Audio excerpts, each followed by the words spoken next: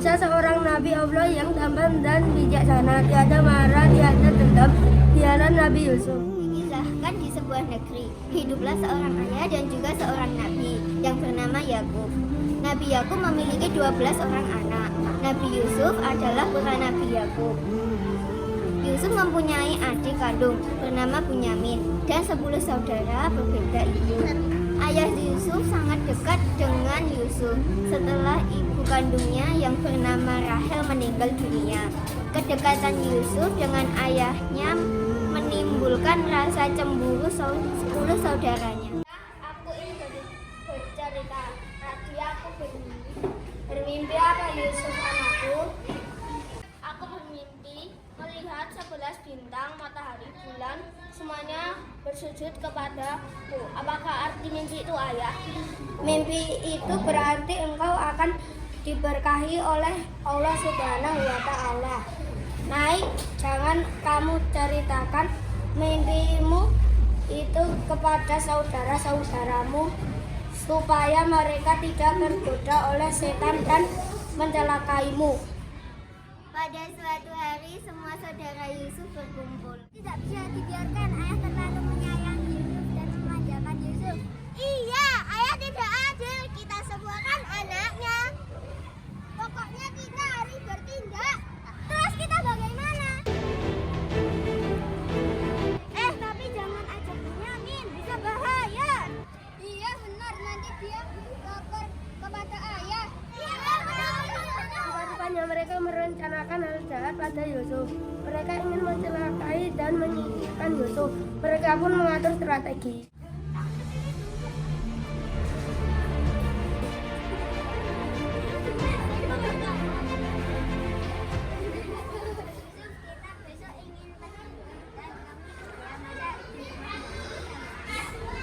Ya kak, tapi aku harus izin ayah dulu. Iya, kami akan bantu mengizinkan. Ternyata aku ikut. Jangan, kamu masih kecil, belum cukup umur untuk pergi ke hutan. Kamu di rumah saja sama ayah. Sudahlah dikit, nanti kalau kamu sudah besar pasti kami ajak. Yusuf pun meminta izin kepada Yakub ayahnya. Dengan berat hati Yakub pun mengizinkan dan memberi pesan pada saudara-saudaranya. Hati-hati ya anak-anakku, di hutan banyak binatang buas. Ayah titip Yusuf, jaga dia baik-baik. Baik, ayah. Pagi itu mereka pun berangkat berburu. Mereka sudah merencanakan semuanya. Dimintanya Yusuf berjalan paling depan. Kamu jalan di depan saja, kami biar di belakang melindungimu. Yusuf menurut apa yang dikatakan saudaranya tanpa curiga sedikit pun. Dan saat Yusuf lengah ke 10 saudaranya, meringkus Yusuf dengan sangat mudah lalu membuang Yusuf ke dalam sebuah sumur di tengah hutan. Sebelum pulang tak lupa mereka melumpuri pakaian Yusuf dengan darah kelinci. Mereka tersenyum penuh kemenangan.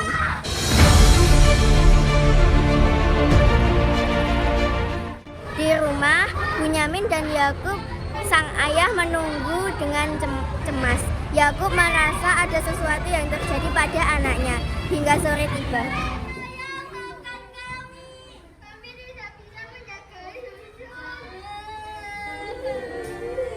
Ada apa dengan Yusuf?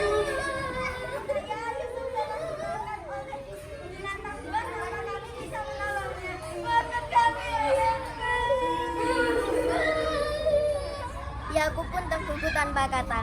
Ia hanya bisa menangis menyesal telah mengizinkan Yusuf ikut berburu. Karena saking seringnya menangis dan kesedihan yang sangat dalam, membuat Yakub buta. Yang ini terik sekali. Aku harus lepas mengambil air. Astaga, ada seorang anak. Anak ini bisa aku jual untuk di pasar. Yusuf pun dijual oleh saudagar itu. Pembelinya adalah penguasa di negeri itu, yaitu sang raja.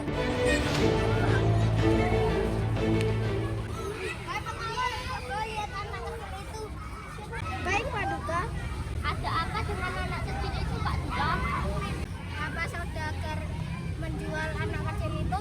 Sepertinya begitu Pak Dia lemas dan tampak sakit. Apakah paduka raja ingin membeliku? Ya, ayo kita saudara, apakah anak itu kamu jual? Ya, raja, anaknya murah saja. Baiklah, akan kubeli dia. Mengawal bawa anak itu ke istana. Sesampainya di istana, Raja, sepertinya dia sakit parah. Ayo kita beri ramuan supaya dia sehat. Baik, Pak Duka.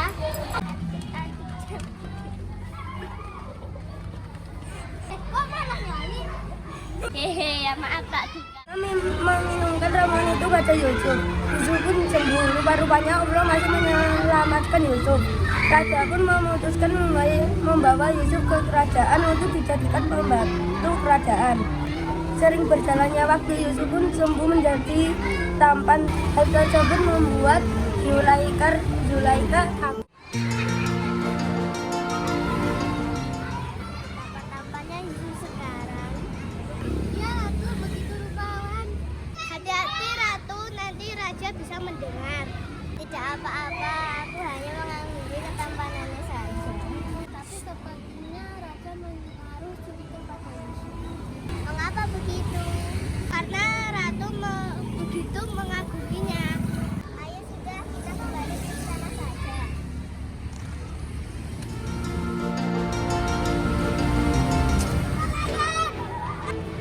Ya, Raja. Apakah Ratu menyukai si Yusuf itu? Saya tidak tahu, Pak Duka. Raja pun marah dan menghukum Yusuf. Yusuf pun dipenjarakan. Singkat cerita, di dalam penjara, Yusuf sangat terkenal pandai dan baik hati. Tak hanya itu, Yusuf terkenal pintar menafsirkan mimpi. Yusuf dianugerahi Allah mukjizat dapat menafsirkan mimpi.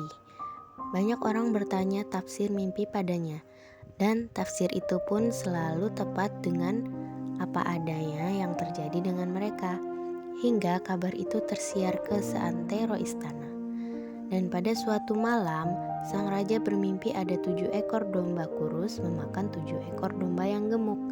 Raja sang penasaran dengan mimpi. Ia ingat bahwa Yusuf bisa menafsirkan mimpi semua orang. Maka ia pun memerintahkan pengawal untuk membawa Yusuf ke hadapannya. Yusuf, aku bermimpi ada 7 ekor domba yang kurus memakan 7 ekor domba yang gemuk. Apa arti dari mimpiku? Kalau kau bisa menafsirkan mimpiku, akan kuangkat kau jadi Perdana Menteri itu. Juga artinya bahwa akan ada 7 masa sujud yang akan terjadi dan ada 7 masa kekeringan yang akan melalui dan di negeri ini. Nasihatmu untuk hal ini. Saat 7 masa subur itu perintahkan pada semua rakyat untuk menyimpan hasil panennya untuk persiapan menghadapi 7 masa kekeringan, sehingga saat datang mereka tak lagi kelaparan.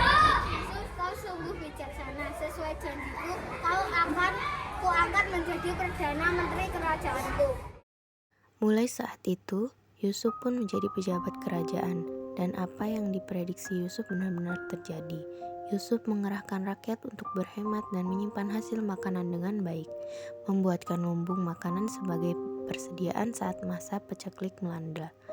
Dan masa paceklik pun tiba. Makanan kita sudah habis, wahai suamiku. Gimana ini kita sedang kekeringan, aku tidak bisa menanam apapun. Kiranya Bapak pergi ke kerajaan saja. Baiklah, ayo coba kita. Kalian mau kemana?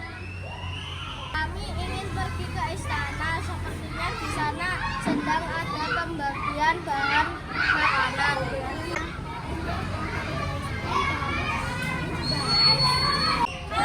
Iya, aku pun sama. Baiklah, kalau begitu, aku ikut pergi ke istana juga.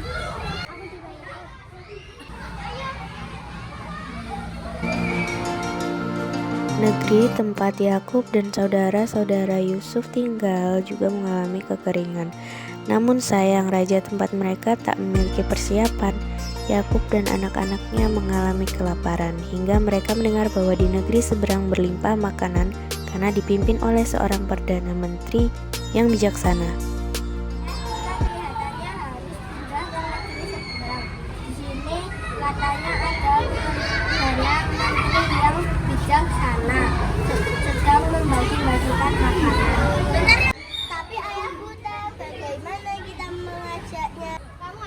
di rumah ya. Iya kak, aku akan menjaga ayah di rumah. Ya hati-hati ya kak. Tolong jaga ayah dengan baik. Belajar dan pertemanan itu menurut sangat baik ya. Iya betul. Akhirnya kita mendapat bahan makanan. Bersyukur sekali kita memiliki raja yang bijaksana.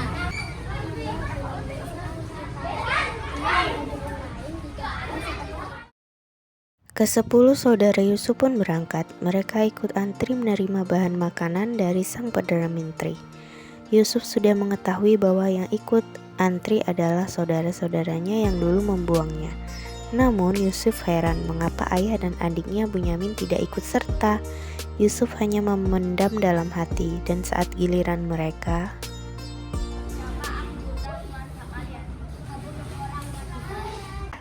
Benarkah tidaklah kalian di rumah meninggalkan anggota keluarga yang lain? Kalau kalian bohong, kami tak segan-segan menghukum kalian dengan hukuman yang berat. Ya, maaf Paduka, ada 12 orang. Kami meninggalkan adik dan ayah kami di rumah. Ya baiklah, saya akan memberi kalian bahan makanan, tetapi dengan syarat bahwa ayah dan adik kalian kesini.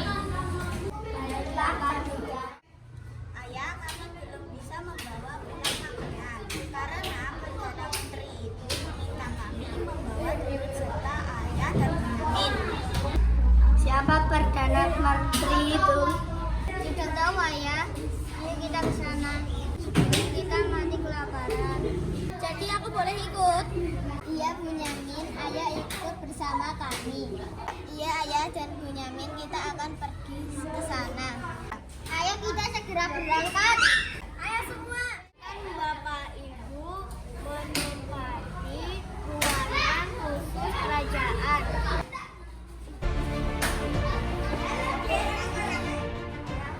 Benarkah denganku? Yusufkah kau itu? Yusuf, kami setelah menyelakaimu, kamu boleh menghukum kami sekarang. Maafkan kami telah jahat kepadamu.